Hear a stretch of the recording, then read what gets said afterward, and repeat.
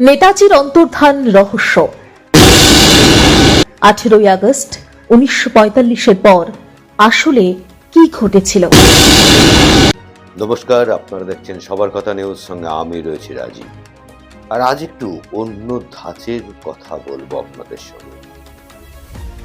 সালটা ছিল 1947। 15 আগস্ট ভারতবর্ষের মাটিতে প্রথম ভারতবর্ষের জাতীয় পতাকা ওড়ে, স্বাধীনতার জাতীয়। দেখতে দেখতে 80 বছর পার, কিন্তু আমাদের ভারতবাসীর আইকন, প্রতিটি যুব সমাজের যিনি আইকন, নেতাজি সুভাষচন্দ্র বোস, তার অন্তর্ধান রহস্য আজও অন্তরালে চাপা পড়ে আছে। কেউ বলেন বিমান দুর্ঘটনায় নেতাজি সুভাষচন্দ্র বোস মারা গেছে, কিন্তু তথ্য অনুযায়ী যা উঠে আসছে তাতে নেতাজি সুভাষচন্দ্র বোসকে কিন্তু তারপরেও, সেই বিমান দুর্ঘটনার পরেও দেখা গেছে বিভিন্ন জায়গায়, বিভিন্ন রূপে, এমনটাও কিন্তু আছে। নেতাজি সুভাষচন্দ্র বোসের অন্তর্ধান রহস্য এখনো উদ্ঘাটন হয়নি, কিন্তু কেন? আজাদ হিন্দ ফৌজের যে প্রচুর টাকা ছিল, সে টাকা কোথায় গেল? কোন খাতে খরচা হয়েছে? নেতাজি সুভাষচন্দ্র বোসকে নিয়ে আজকে আপনারা জানেন অনেক নেতা নেত্রীরাই, অনেক মানুষ কুকথা বলছে, তার নামে এমন কিছু ভাষা বলছে যেটা আপনাদের সামনে আমি অন্তত বলতে পারবো না। বিভিন্ন জায়গায় আন্দোলনও হচ্ছে, তাই কিন্তু মানুষের রক্তে, ভারতবাসীর রক্তে, ভারতবাসীর আত্মায় রয়েছে বীর নেতাজি সুভাষচন্দ্র বোস।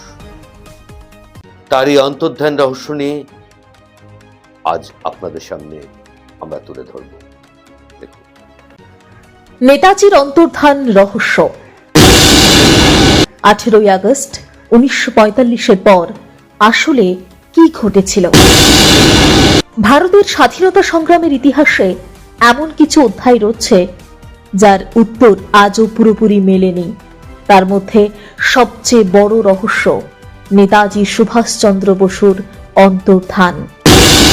1945 সালের 18 আগস্ট তৎকালীন তাইহোকু, বর্তমান তাইপেই, এই একটি বিমান দুর্ঘটনার খবর ছড়িয়ে পড়ে।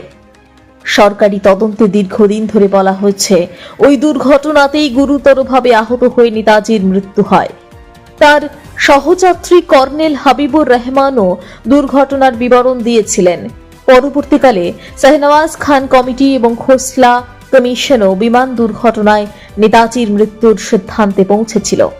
কিন্তু এখানেই তৈরি হয় রহস্যের দ্বিতীয় অধ্যায়।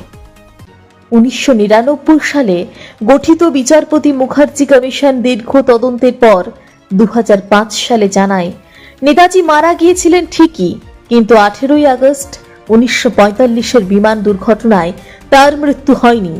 তবে এই সিদ্ধান্তের পক্ষে চূড়ান্ত বা নির্ণায়ক প্রমাণ না থাকায় ভারত সরকার কমিশনের এই সিদ্ধান্ত গ্রহণ করেনি।